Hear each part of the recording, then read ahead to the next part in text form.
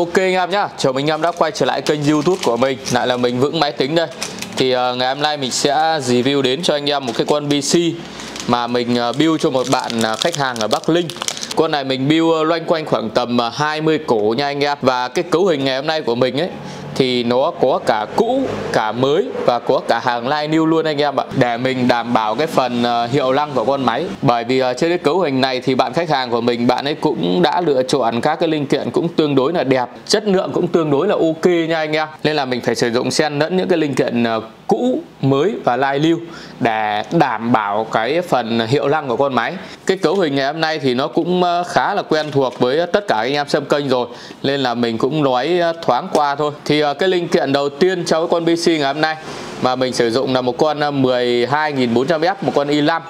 Đấy, mình sử dụng một con chip chay để đảm bảo về cái phần hiệu năng cũng như là giá thành của máy. Con này trong thời điểm hiện tại nếu như mà anh em chơi game thì nó vẫn gần như là một cái con chip quốc dân trong tầm giá. Và nó có thể đảm bảo cho anh em kéo được các cái con card màn hình đời 4, kể cả là 4080 nha anh em. Đây là một cái con chip chay và được bảo hành 1 năm. Hiện tại thì mình đang bán con này với giá là 3,5 triệu nha anh em.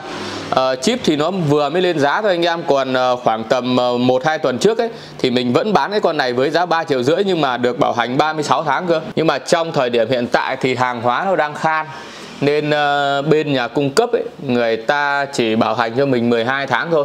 Và giá nhập thì vẫn như cũ, nên là mình cũng sẽ bảo hành cho anh em 12 tháng. Còn cái vấn đề chip này đấy thì nó sử dụng nó cũng tương đối là lành, nó cũng hiếm khi chết, nên là anh em có thể lựa chọn những con chip chay như thế này cũng được. Còn nếu như mà điều kiện kinh tế của anh em cao hơn ấy thì anh em có thể sử dụng những con chip box bảo hành nhà phân phối nhá. Còn về phần RAM thì vẫn là cặp quốc dân D50 thôi, một cặp XPG D50 đến từ Adata, một cái cặp DDR4 8GB bớt 3200. Để mà chơi game ấy thì 16GB này nó đã quá thoải mái cho anh em rồi. Và cái RAM thì bây giờ nó rất là rẻ anh em ạ. RAM nó chỉ loanh quanh khoảng tầm 650 đến 700.000 một thanh 8GB mới tinh như này thôi. Bảo hành đổi mới, tính lại thời gian bảo hành 60 tháng luôn nha anh em. Còn về phần ổ cứng ấy thì vẫn là một cái con LV2 quen thuộc, một cái con SSD Gen 4 đến từ Kingston, và con này nó có dung lượng 500GB. Cái tốc độ đọc ghi thì nó cũng khá là ổn nha anh em, 3500 trên 2001. Còn về phần main đây thì xin giới thiệu anh em vẫn là một cái con main rất là quen thuộc rồi.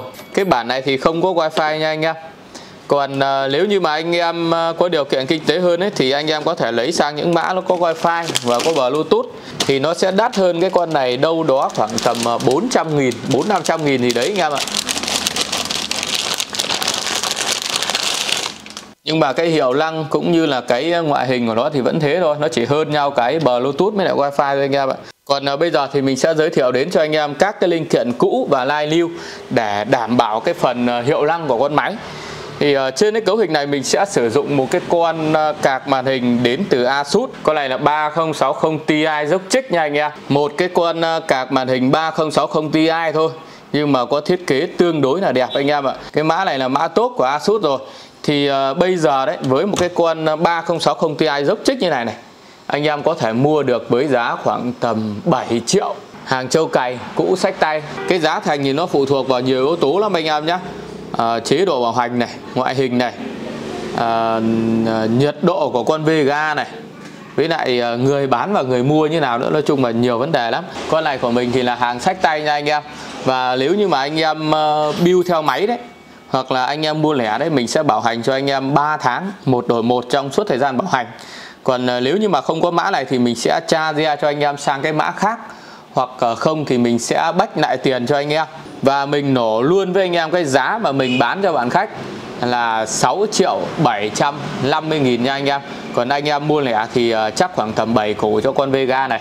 Ngoài ra thì trên cái cấu hình này mình sẽ sử dụng hai cái back fan đến từ ID Côn Linh. Nó cũng là 12025 ARGB, nhưng mà anh em để ý cái mã XF này này.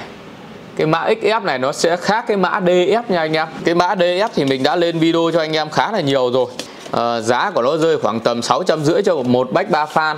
Còn cái mã XF này thì nó rẻ hơn, phù hợp cho các anh em kinh tế không được khá giả cho lắm. Nói chung là con này thì mình cũng đã build máy khá là nhiều rồi, có cái là mình chưa lên video thôi. Đây. Một cái back 3 fan XF này thì mình đang bán là 450 nha anh em. Còn cái bách 3 fan DF này thì nó đang có giá là 650 anh em ạ. Đây cho anh em so sánh luôn cái ngoại hình của hai con. Nói chung là cái con DF này nhìn nó sẽ đẹp hơn, và cái led của nó mình thấy nó cũng ok hơn một chút. Còn về cái độ ồn ấy thì mình thấy hai con này nó cũng gần như là tương đương nhau. Nhưng mà ngoại hình thì con DF này nó đẹp hơn, nhưng mà nó lại đắt hơn khoảng tầm 200.000. Thì nếu như mà anh em lắp máy đấy, anh em sử dụng hai cái bách fan này thì anh em cũng đã tiết kiệm được khoảng tầm 4 lít rồi. Một cái linh kiện cũ tiếp theo để tối ưu cái phần giá thành cho bộ máy cũng như để tăng cái độ thẩm mỹ cho cái con cây này là một con tản nước đến từ ID Con Ninh, Zomflow 240 XT. Một cái con tản nhiệt nước quốc dân trong thời điểm hiện tại rồi. Và mà cái con tản nước này thì nó cũng không phải là cũ lắm đâu, bởi vì bạn khách của mình, bạn ấy cũng mới dùng được có khoảng tầm 3 tháng thôi. Ngoại hình thì nếu như mà mình thổi qua cái bụi đấy thì nó còn đẹp gần như mới luôn anh em ạ. Và cái con này thì mình sẽ để lại cho bạn khách 1,2 triệu nha anh em. Con này thì mình chỉ còn duy nhất một con thôi, chứ còn mình thì đa số là mình bán mới nhiều anh em ạ. Bán cũ thì mình cũng ít lắm. Nói chung là nếu như mà kinh tế của anh em không được khá giả mà anh em vẫn muốn cái con máy của mình giá thành rẻ này, hiệu năng cao, ngoại hình lại còn đẹp ấy, thì anh em chờ mình tìm cho tôi. Chứ còn đồ cũ với lại đồ lai lưu ấy thì mình cũng không kinh doanh nhiều đâu, mình đa số là toàn bán mới thôi. Còn về phần nguồn thì trên cái cấu hình này mình sẽ sử dụng một con CSK 750, con này chuẩn 80 Plus Bron, một con nguồn đến từ Antech nha anh em. Một cái con nguồn đang làm mưa làm gió trên thị trường trong thời điểm hiện tại. Cái giá của con này thì nó đang rơi vào khoảng tầm 1.650.000 cho một cái con nguồn mới tinh. Và cái con này đấy thì mình cũng nhập lại của khách anh em ạ.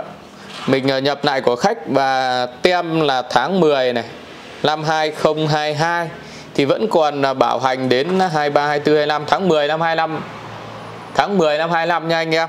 Vẫn có tem của nhà phân phối Minh Khang này. Con này thì bây giờ anh em có thể mua mới được ở trên thị trường với giá khoảng tầm 1 củ 6, 1 củ 7 gì đấy, mới tinh, bảo hành 3 năm. Còn cái con này thì mình sẽ bán cho bạn khách hàng của mình với giá là 1.150.000 nha anh em. Con này lắp máy thì nó chả khác gì nguồn mới đâu anh em, mà anh em lại tiết kiệm được khoảng tầm 5 lít. Bảo hành thì vẫn còn rất là dài. Và đây là một con nguồn full module nha anh em. Và để làm đẹp thêm cho cái bộ PC này đấy thì mình sẽ sử dụng một cái sợi dây nối dài nguồn 24 pin này, hai cái đầu gập đảo góc này, và hai cái nối dài nguồn 8 pin cho cả màn hình nha anh em. Cái con này sau khi mà mình lên hình ấy thì mình thấy cũng chả khác gì cái con trong video hôm trước mà mình review cho anh em đâu. Lại nói về cái con hôm trước thì đây, cái con 3070 Ti dốc trích ấy, nó lỗi rồi anh em ạ. Hôm trước sau khi mà mình test game cho anh em xem ấy thì mình cũng để chạy nó đến tối, xong là mình tắt đi thì đến sáng mai mình bật nó lại không lên nữa anh em ạ. Và mình lấy cái con 3070 Ti đấy nắp sang máy khác của mình đang chạy bình thường, nó cũng không lên luôn. Và mình cũng đã thử test trên 1-2 các cái cấu hình khác của mình thì thấy nó cũng không lên.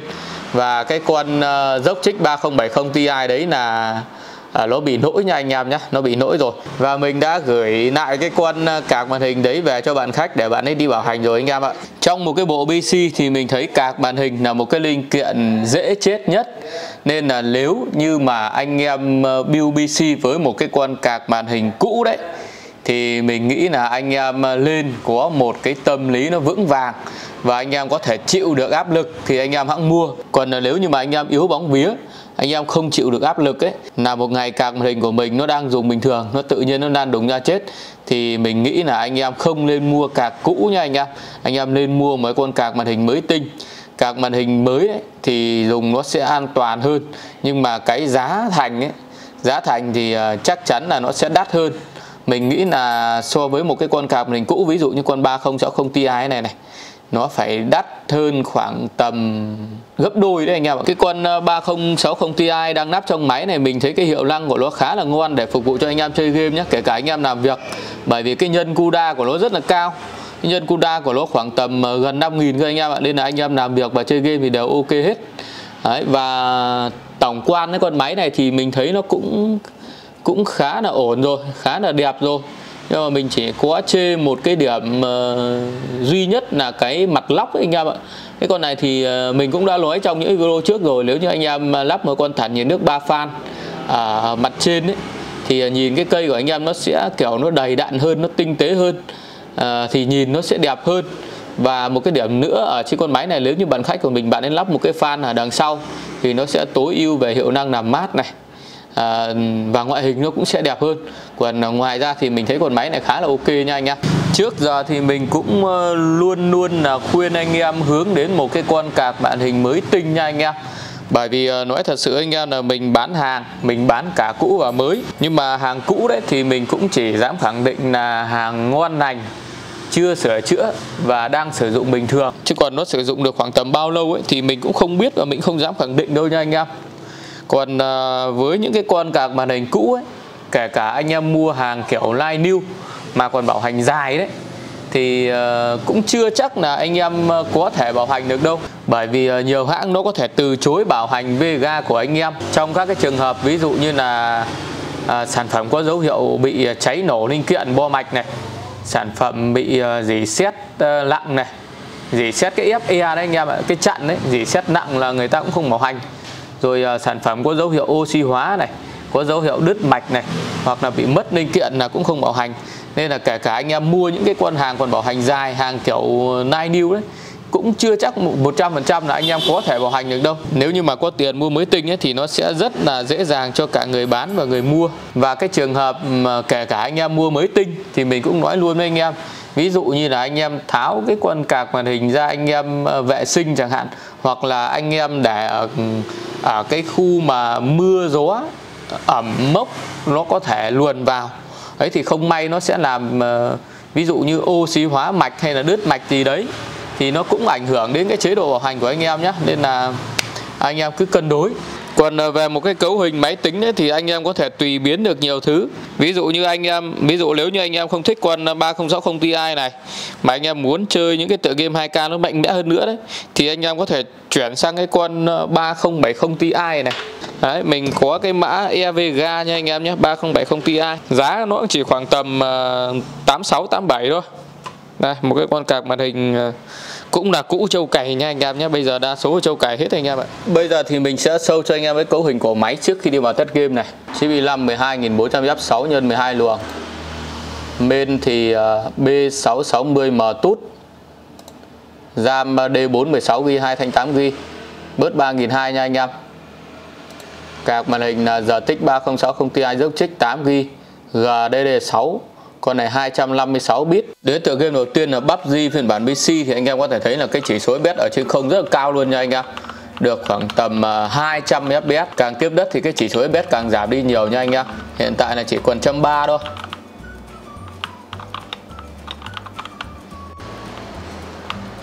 Đây mình sẽ show anh em cái setting này. Độ phân giải là 2K. Trên cái mức setting đồ họa là Very Loud nha anh em. Với cái cấu hình này thì mình sẽ tăng cái mức đồ họa lên Ultra đi anh em. Test game cho nó sướng anh em ạ. Này. Ở cái mức setting Ultra thì cái cấu hình này sẽ thu về cho anh em được khoảng tầm 130 FPS. Và hiện tại thì anh em có thể thấy là card hình đang full watt 99% rồi. Nhiệt độ thì lên khoảng tầm 70 độ C. Nói chung là 70 độ C thì là một cái mức nhiệt độ không cao, nhưng mà nó cũng không thấp so với cái con dốc trích cái đâu anh em ạ. Cái con card màn hình này là hàng trâu cày, hàng cũ đã qua sử dụng, nên là anh em cũng có thể cân đối lấy sang những cái mã card màn hình đời mới thì nó mát hơn. Và cái cấu hình này mình dựng máy lên cũng khoảng tầm 1-2 hôm rồi, và mình cũng để test game thì thấy nhiệt độ max của nó chỉ khoảng tầm 72-73 độ C thôi. Đang ăn của anh em khoảng tầm 238W điện này. Tốc quạt thì quay khoảng tầm 72%, xung lên được khoảng tầm 1880. Và hiện tại thì CPU chạy rất là đủng đỉnh thôi, loát có khoảng tầm 37%, nhiệt độ thì rất là mát nhé. Rất là mát với một cái con tản nhiệt nước ID Cooling.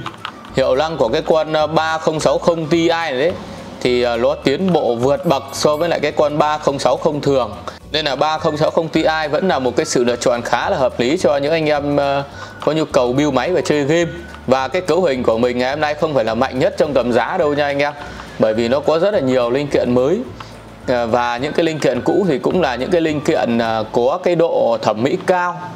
Nên là nếu như anh em cần một cái cấu hình mạnh nhất trong tầm giá đấy, thì mình nghĩ là anh em có thể sử dụng những cái mã 3070 kiểu mã thường thôi, hoặc là sử dụng những cái cấu hình main chip RAM cũ thôi, ổ cứng cũ thôi, thì nó sẽ tối ưu về cái phần hiệu năng cho anh em.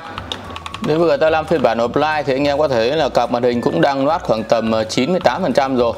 Và nhiệt độ thì mát hơn PUBG PC rất là nhiều nha anh em. Nhiệt độ chỉ tầm 55 độ C thôi. Và cũng chỉ đang ăn khoảng tầm gần 200W điện thôi anh em ạ. Nói chung là với cái mức setting hiện tại của GT5 sẽ không khai thác được tối đa hiệu năng của cái con card màn hình này nha anh em. Đây mình sẽ show anh em setting này. Độ phân giải thì vẫn là 2K, FXAA và MSAA thì mình đã bật max này. Và cái mức setting đồ họa hiện tại là Very High nha anh em.